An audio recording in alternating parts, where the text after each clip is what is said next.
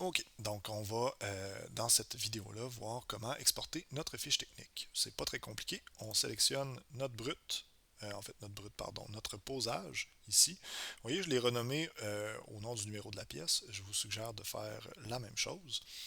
Ensuite de ça, on va cliquer droit dessus et on va cliquer sur fiche technique, juste ici.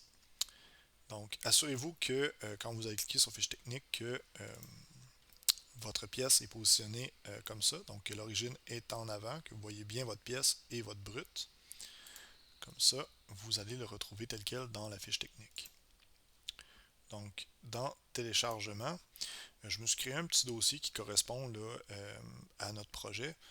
Donc, je l'ai appelé 25 pour l'année, le numéro de projet de l'année, puis finalement le titre du projet.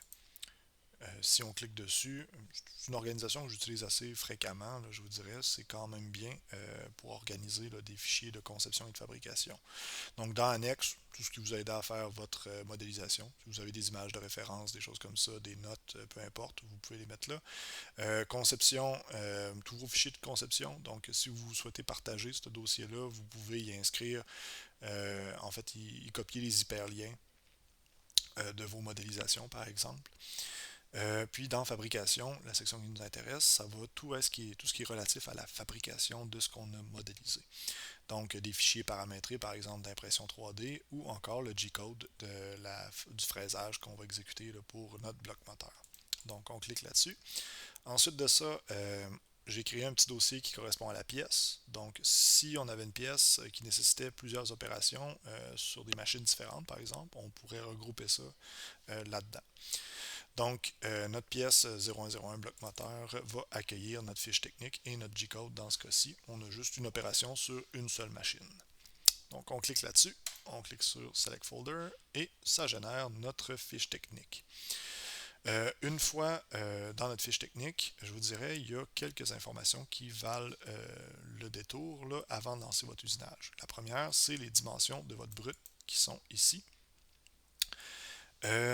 Donc, vous avez en X un brut qui mesure 2 pouces, en Y il mesure 2,5 pouces et en Z 1,125, donc 1 pouce et 1,8. Donc, ça vous permet de mesurer si votre brut est conforme ou pas.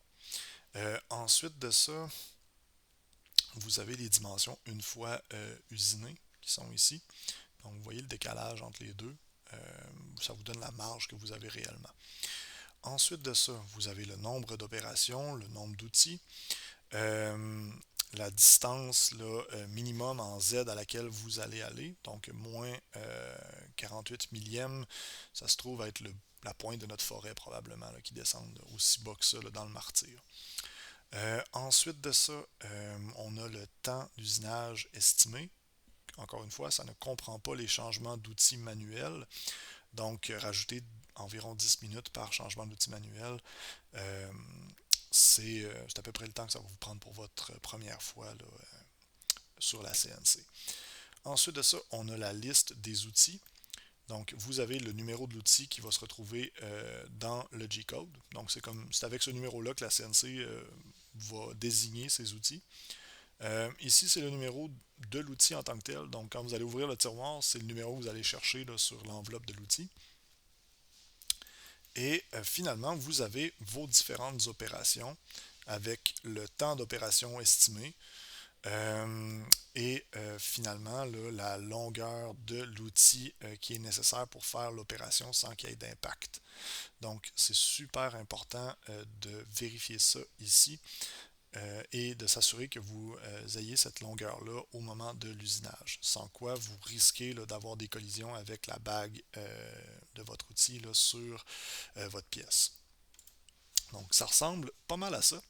Je vous dirais pour le reste, je vous invite à le lire là, pour voir un peu de quoi ça a l'air et à l'explorer. Si vous avez des questions, n'hésitez pas à me les poser. Je vous dirais si c'est de l'information là, qui n'est pas forcément essentielle là, dans le cas de cet exercice-ci. Donc, on se retrouve dans la prochaine vidéo où est-ce qu'on va exporter le G-code.